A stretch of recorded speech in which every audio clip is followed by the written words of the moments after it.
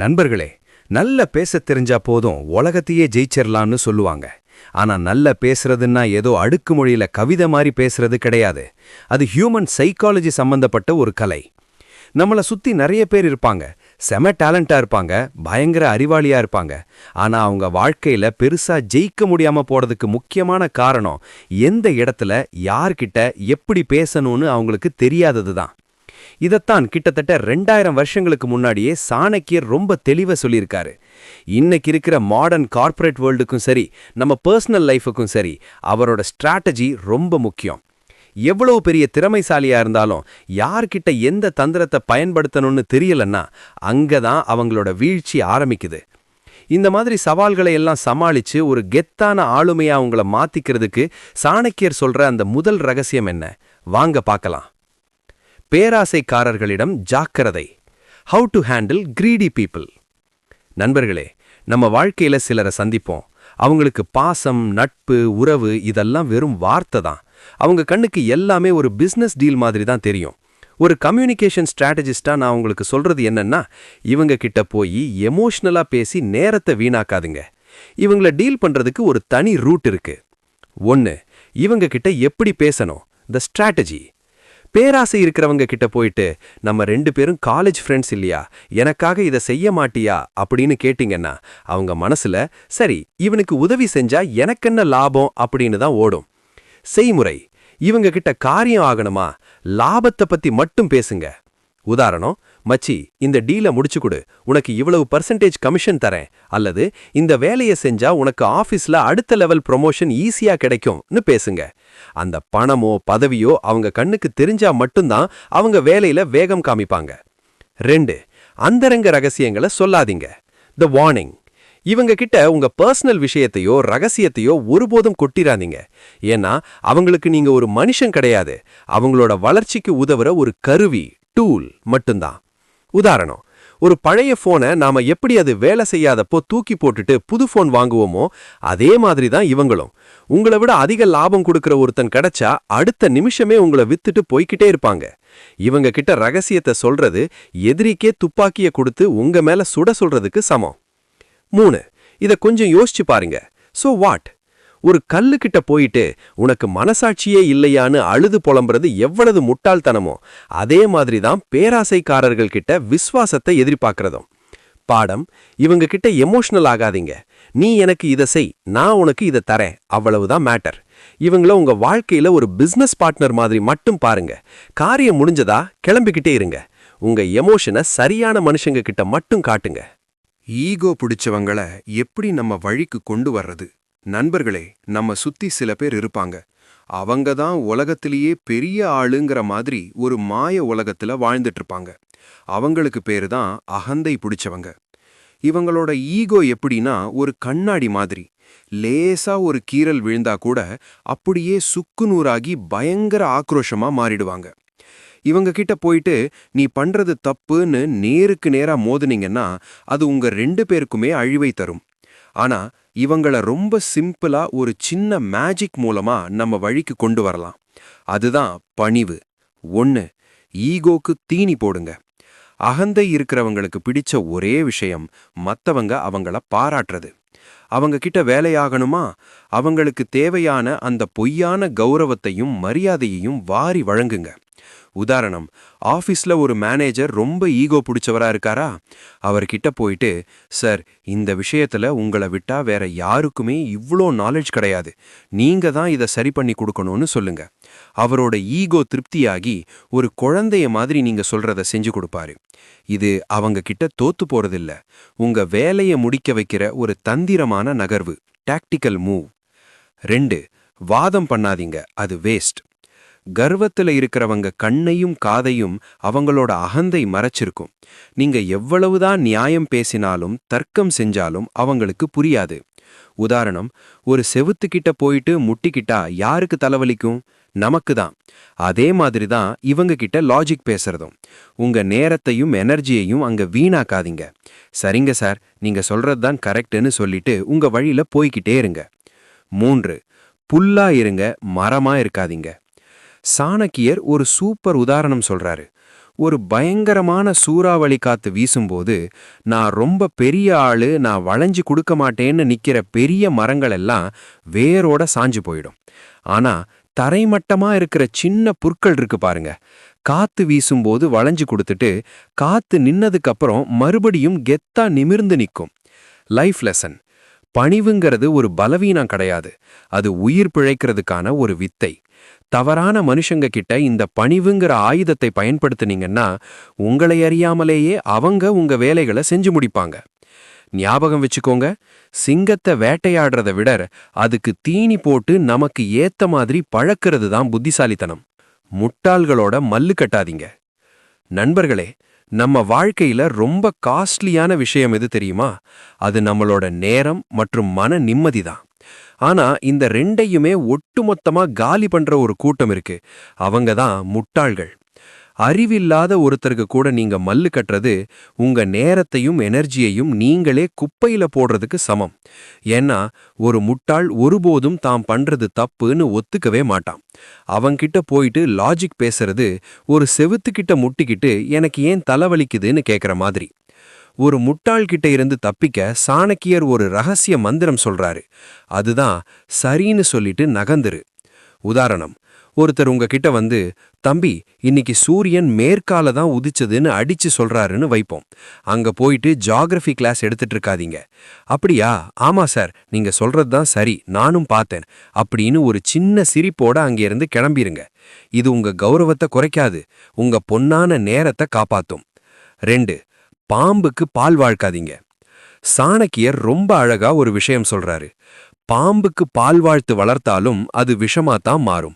அதே மாதிரிதான் ஒரு முட்டாளுக்கு நீங்க சொல்ற நல்ல அறிவுரைகளும். உதாரணம்: ஒருத்தன் தப்பான வழியில போயிட்டு இருப்பான். நீங்க நல்லெண்ணத்துல போயிட்டு இப்படி பண்ணாத, இது உனக்கு தான் ஆபத்துன்னு சொன்னா அவன் அதை தப்பா புரிஞ்சுக்கிட்டு உங்களையே எதிரியா பார்ப்பான்.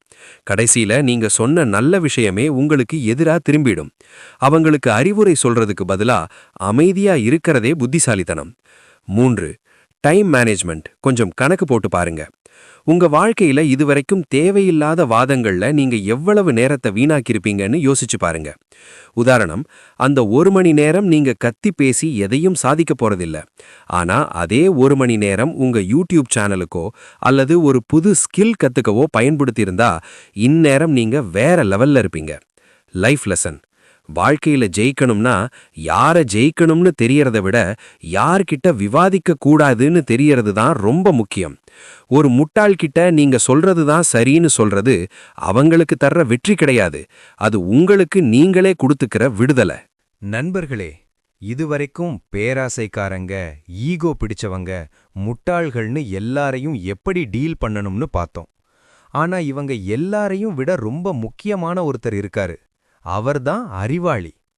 ஒரு புத்திசாலிய நீங்க காசு கொடுத்து வாங்க முடியாது, பொய்யான புகழ்ச்சியால ஏமாத்த முடியாது. அவங்க கிட்ட உங்க வேலை ஆகணுமா? அதுக்கு ஒரே ஒரு வழிதான் இருக்கு. அதுதான் உண்மை, ஆனெஸ்டி. 1.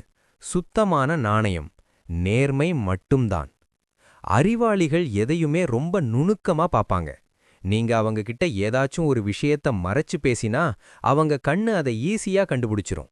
உதாரணம்: உங்க ஆபீஸ்ல ரொம்ப திறமையான ஒரு சீனியர் இருக்காருன்னு வைப்போம். அவர்கிட்ட போயிட்டு, சார் உங்க Dress சூப்பர்னு ஐஸ் வைக்கிறத விட, சார் எனக்கு இந்த விஷயத்துல ஒரு ஹெல்ப் வேணும், எனக்கு இது தெரியலன்னு நேரடியா உண்மையா கேளுங்க.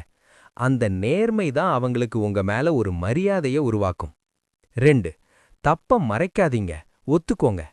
நம்மள நிறைய பேர் அறிவாளிகள் கிட்ட கெத்து காட்டணும்னு நினைச்சு தெரியாத விஷயத்த கூட தெரிஞ்ச மாதிரி பேசுவோம். அதுதான் நம்ம பண்ற பெரிய தப்பு. உதாரணம்: ஒரு அறிவாளி கூட பிசினஸ் பண்றீங்க, அங்க ஒரு தப்பு நடந்துருச்சு. அத மறைக்காம, சாரிங்க, இது என்னோட தப்பு தான், இதை எப்படி சரி பண்ணலான்னு கேட்டு பாருங்க. அவங்க உங்க மேல கோபப்பட மாட்டாங்க, மாறா உங்க நேர்மைய பார்த்து உங்களை இன்னும் அதிகமா நம்ப ஆரம்பிப்பாங்க. 3. கஷ்டத்துல கை கொடுக்கும் லைஃப் கைடு. பேராசைக்காரங்க லாபம் இருந்தா வருவாங்க, முட்டாள்கள் வம்புக்கு வருவாங்க.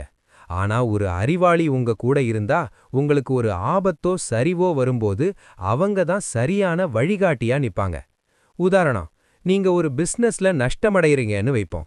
மத்தவங்க எல்லாம் ஓடிடுவாங்க. ஆனா நீங்க உண்மையா பழகிய அந்த அறிவாளி அடுத்து என்ன பண்ணலாம், இந்த சிக்கல்ல இருந்து எப்படி வெளியே வரலான்னு ஒரு மாஸ்டர் பிளான் போட்டு தருவாரு. அந்த ஒரு ஐடியா போதும் நீங்க மறுபடியும் எழுந்து நிக்க. 4. ப்ரோ டிப்: ஆதாயத்தை தேடாதீங்க, அறிவை தேடுங்க. Learn, don't earn. அறிவாளிகள் கிட்ட இருந்து பணத்தையோ வேற ஏதோ ஒரு ஆதாயத்தையோ எதிர்பார்க்காதீங்க. அதுக்கு பதிலா அவங்க கிட்ட இருக்கிற அறிவை கத்துக்க முயற்சி பண்ணுங்க. லைஃப் லெசன்: அறிவை பகிர்றவங்க கிட்ட நீங்க உண்மையை மட்டும் பகிருங்க. அதுதான் உலகத்திலேயே ரொம்ப ஸ்ட்ராங்கான ரிலேஷன்ஷிப். மௌனம் உங்களோட சைலண்ட் வெப்பன். நண்பர்களே, நம்மல்ல பல பேர் பண்ற பெரிய தப்பு என்ன தெரியுமா? எதையாவது பேசிக்கிட்டே இருக்கிறது. நீங்க அதிகமா பேச பேச மத்தவங்க உங்கள ரொம்ப ஈஸியா எடை போட்டுருவாங்க. ஆனா அமைதியா இருக்கிற ஒருத்தரை யாராலையும் அவ்வளவு சீக்கிரம் கணிக்க முடியாது. அவர் ஒரு புரியாத புதிராவே இருப்பாரு. இந்த மௌனம் உங்களுக்கு ஒரு மிகப்பெரிய சைக்கலாஜிக்கல் பவரை தரும். 1. அந்த விதையோட ரகசியம், த சீட் மெட்டஃபார். ஒரு விதையை எடுத்துப்போம். அது மண்ணுக்குள்ள அமைதியா புதைஞ்சிருக்கிற வரைக்கும் தான் அதுக்கு பாதுகாப்பு. நான் ஒரு பெரிய மரமா வளரப் போறேன்னு முளைக்கிறதுக்கு முன்னாடியே வெளியே வந்து காமிச்சா எவனாவது மிதிச்சிட்டு போயிருவான், இல்லனா பறவை கொத்திட்டு போயிரும். உதாரணம்: உங்க மனசுங்கிற மண்ணுக்குள்ள நீங்க விதைச்சிருக்கிற அட்சியங்களும் பிளான்ஸும் ஒரு செடியா வளர்ந்து வெற்றிங்கிற காய் கனிய தர்ற வரைக்கும் அது மௌனமா இருக்கிறது தான் நல்லது. உங்க பிளான் வெளியே தெரிஞ்சா அதை சிதைக்க 1000 பேர் வருவாங்க. 2. மௌனத்துக்கான செக்லிஸ்ட். மௌனத்தை ஒரு கவசமா எப்படி பயன்படுத்தணும்னு சாணக்கியர் ஒரு லிஸ்டே கொடுக்கறாரு. நண்பனா இருந்தாலும் ரகசியம் வேணாம். இன்னைக்கு உங்களுக்கு ரொம்ப நெருக்கமான நண்பரா இருக்கிறவரு நாளைக்கு ஏதோ ஒரு சூழ்நிலையில எதிரியா மாறலாம். அப்ப நீங்க சொன்ன ரகசியமே உங்களுக்கு எதிரா திரும்பும். அதனால ரொம்ப முக்கியமான விஷயங்களை உங்க மௌனத்துக்குள்ளேயே பூட்டி வையுங்க. 3. பிளான் பண்ணுங்க, ஆனா சொல்லாதீங்க. நான் இந்த பிசினஸ் ஆரம்பிக்க போறேன், இவ்வளவு சம்பாதிக்க போறேன்னு பெரிய லட்சியங்களை ஊர் ஃபுல்லா சொல்லிட்டு இருக்காதீங்க. காரியம் முடியிற வரைக்கும் அமைதியா வேலை பாருங்க. உங்க வெற்றி சத்தமா பேசட்டும். 4. அடுத்த மூவ் தெரியக்கூடாது. செஸ் விளையாடும்போது நம்ம அடுத்த காயை எங்க நகர்த்த போறோம்னு எதிரிக்கு தெரிஞ்சா நம்ம அவுட்டு. அதே மாதிரி தான் வாழ்க்கையும். உங்களோட அடுத்த நகர்வு என்னன்னு யாராலையும் யூகிக்க முடியாத அளவுக்கு மௌனத்தை பாதுகாப்பா பயன்படுத்துங்க. 3. மௌனம் உங்க தற்காப்பு வளையம். மௌனம்னா சும்மா வாய மூடிக்கிட்டு இருக்கிறது கிடையாது. அது உங்கள சுத்தி நீங்களே அமைத்துக் கொள்கிற ஒரு தற்காப்பு வளையம், டிஃபென்ஸ் ஷீல்டு. உதாரணம்: ஒரு விவாதத்துல எல்லாரும் கத்தும்போது நீங்க மட்டும் அமைதியா கவனிச்சிட்டு இருந்தீங்கன்னா அங்க இருக்கிறவங்களுக்கு ஒரு பயம் வரும்.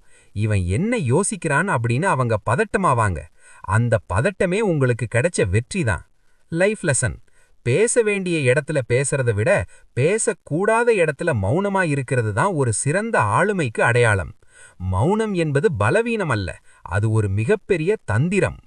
நண்பர்களே, நம்ம வாழ்க்கையில நம்மளோட வெற்றியை தீர்மானிக்கிறது நம்ம கூட இருக்கிற நண்பர்கள் தான். ஆனா யார நண்பர்களா ஏத்துக்கணும்? யார பார்த்தாலும் ஹாய் பாய் சொல்லலாம், ஆனா யார கூட வச்சுக்கணும் அப்படிங்கிறதுக்கு சாணக்கியர் ஒரு தாரக மந்திரம் சொல்றாரு. அதுதான் சமமான தகுதி. சமூக அந்தஸ்து, அறிவு, குணம், இந்த 3லயும் நமக்கு சமமா இருக்கிறவங்க கூட நட்பு வச்சுக்கிறது தான் நீண்ட காலத்துக்கு நிலைச்சு நிக்கும். ஏன் அப்படி? 1. ரொம்ப மேல இருக்கிறவங்க கூட நட்பு. உங்களை விட பயங்கர அதிகாரத்துல இருக்கிறவங்க இல்லனா ரொம்ப பெரிய அறிவாளிகளோட நீங்க நட்பு வச்சுக்கிட்டா அங்க சமமான நட்பு இருக்காது. உதாரணம்: ஒரு பெரிய மல்டி மில்லியனர் கூட நீங்க ஃப்ரெண்டா இருக்கீங்கன்னு வைப்போம். ஆரம்பத்துல கெத்தா இருக்கும், ஆனா போக போக அந்த இடத்துல நீங்க ஒரு ஃப்ரெண்டா மதிக்கப்பட மாட்டீங்க. அவரோட வேலைகளை செஞ்சு முடிக்கிற ஒரு கருவியா தான் உங்களை பாப்பாங்க. இது ஒரு கட்டத்துல உங்க சுயமரியாதைய காயப்படுத்தும். 2. தகுதியற்றவர்களுடன் நட்பு.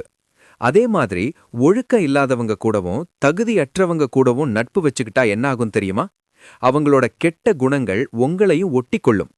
அந்த கரித்துண்டு உதாரணம் சாணக்கியர் ஒரு சூப்பர் உதாரணம் சொல்றாரு. ஒரு கரித்துண்டை எடுத்துக்கோங்க. அது அணைஞ்சு போயிருந்தா அதை தொடும்போது உங்க கை முழுக்க கரையாகும். அதே கரித்துண்டு எரிஞ்சுக்கிட்டு இருந்தா அதை தொடும்போது உங்க கையையே சுட்டுடும். பாடம்: தகுதியற்றவங்க கஷ்டத்துல இருந்தாலும் சரி, நல்ல நிலைமையில இருந்தாலும் சரி, அவங்க நட்பு உங்களுக்கு பாதிப்பை மட்டும்தான் தரும். 3. நிஜமான தகுதினா என்ன? What is merit? உடனே தகுதினா பேங்க் பேலன்ஸ்னு நினைக்காதீங்க. சாணக்கியர் சொல்ற தகுதிங்கிறது ஒருத்தரோட குணம், நேர்மை மற்றும் அறிவு. சந்தன மர உவமை. ஒரு சந்தன மரம் இருக்குன்னா அதுக்குன்னு ஒரு மதிப்பு இருக்கு. ஆனா அந்த மரத்தை சுத்தி முட்கள் நிறைஞ்சிருந்தா யாராவது அந்த மரத்தை நெருங்குவாங்களா? மாட்டாங்க. அதே மாதிரி தான் நீங்க ரொம்ப நல்லவரா டேலண்டடானவரா இருக்கலாம். ஆனா உங்க ஃப்ரெண்ட்ஸ் சர்க்கிள் மோசமானதா இருந்தா உங்க நற்பெயரும் கெட்டு போகும். இவன் அவங்க கூட தான் சுத்துறான், அப்ப இவனும் அப்படிதான் இருப்பான்னு உலகம் உங்களை முத்திர குத்திடும். ப்ரோ டிப்: நெக்ஸ்ட் லெவல் நட்பு. உங்க குணத்தோட ஒத்துப்போற, உங்க லட்சியத்துக்கு தடையா இல்லாத மனுஷங்கள நண்பர்கள தேடி பிடிங்க. உதாரணம், நீங்க ஒரு யூடியூபரா ஆகணும்னு ஆசைப்படுறீங்கன்னா உங்கள ஊக்கப்படுத்துற, உங்களுக்கு சமமா உழைக்க தயாரா இருக்கிற நண்பர்கள சேர்த்துக்கோங்க. இவன் எங்க முன்னேற போறான்னு கிண்டல் பண்ற கூட்டத்தை விட நாம சேர்ந்து முன்னேறுவோன்னு சமமான தகுதி உள்ள நட்பு தான் உங்களுக்கு கோபுரம் அமைத்து கொடுக்கும். இந்த வீடியோல நாம பார்த்த விஷயங்கள்ல உங்களுக்கு ரொம்ப பிடிச்ச அல்லது உங்க வாழ்க்கைக்கு தேவையான ஒரு விஷயம் எதுன்னு மறக்காம கமெண்ட்ல சொல்லுங்க. ஏன்னா உங்க கருத்துக்கள் மத்தவங்களுக்கும் ஒரு பாடமா இருக்கலாம். இந்த வீடியோ உங்களுக்கு பயனுள்ளதா இருந்தா ஒரு லைக் போடுங்க. உங்க ஃப்ரெண்ட்ஸுக்கும் ஷேர் பண்ணுங்க. அடுத்த ஒரு சுவாரஸ்யமான வீடியோல உங்களை சந்திக்கிறேன். அதுவரைக்கும் உங்க ஆளுமையை செதுக்கிக்கிட்டே இருங்க.